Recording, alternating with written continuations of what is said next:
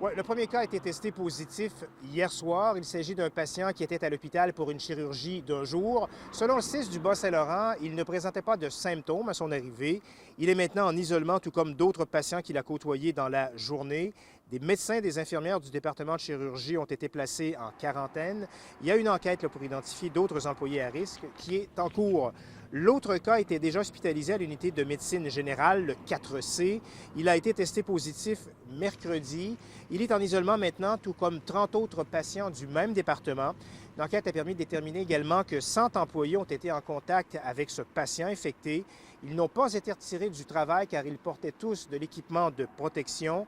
Mais ces 100 employés et ces 30 usagers vont subir un test de dépistage.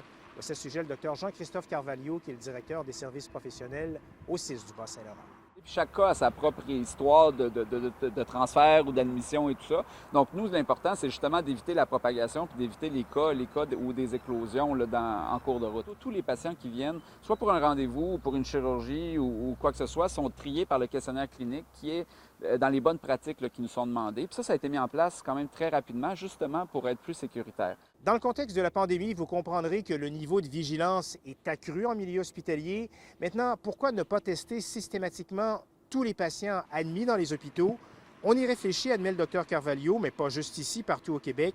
Et selon lui, ça n'éliminerait pas nécessairement tous les risques d'éclosion en milieu hospitalier. La mesure principale, c'est de s'assurer que dans la population, le virus ne chemine pas. Parce que si on protège bien la population, ultimement, ce qui va se passer à l'intérieur de l'établissement va aussi être quand même de moins grande envergure.